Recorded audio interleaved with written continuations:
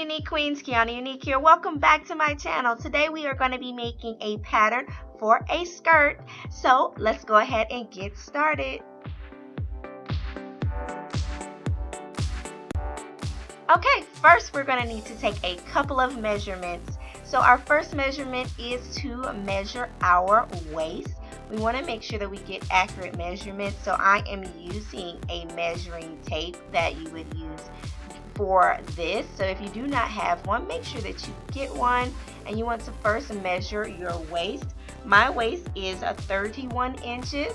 Okay, then the second thing you want to do is measure the widest part, which is your hips, your thigh area, and you want to make sure that you put it on the widest part, and make sure that you have your stance with your legs slightly apart, so that way you can walk in your skirt. And my measurement came up to 42. And next you're going to want your third measurement. This one is not an absolute must unless your size varies on the way down, but like I said, I have my feet apart, and you want to measure your lower hip area, and mine came up to 42 as well, so you want to keep that. Your last measurement is your length of your skirt, and I'm going to make mine at about 16 inches, and we're going to take these measurements to our paper. Now I'm just using wrapping paper, and I like using wrapping paper because this type of paper has a grid on the other side, and I'm simply marking my length real quick. Just the 16-inch length is what I'm doing. And then the first thing I want to do is I want to take my waist measurement, and I'm going to divide it in half because we're going to make a pattern for the front half. And so my waist measurement was 31, and of course divide that by 2, and that's 15.5. And so I am going to mark my 15.5 right here at the top. I'm trying to make it as straight as possible, even though there's a grid here.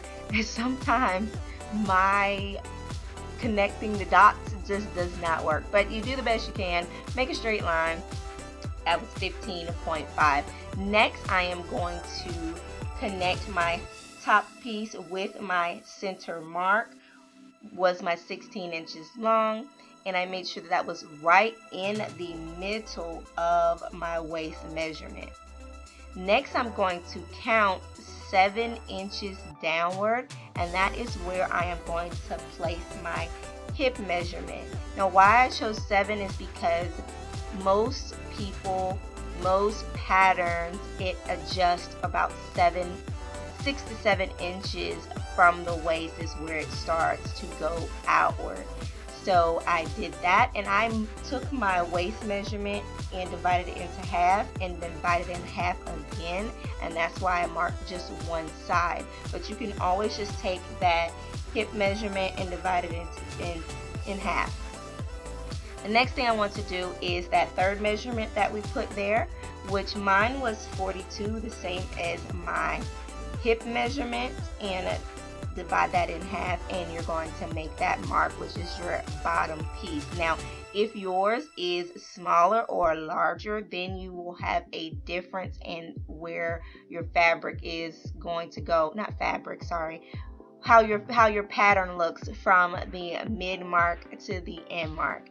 Now all you want to do is just connect all of those together, and as you can see, I drew it with like freehand. Once you have connected your measurements, you then want to cut out this one side so we can fold it in half and copy that side to the other side, so that way it is exactly the same. So you see me here folding it in half, and I am using that middle line to fold it completely in half, and then you just want to copy and cut the other side exactly like this side.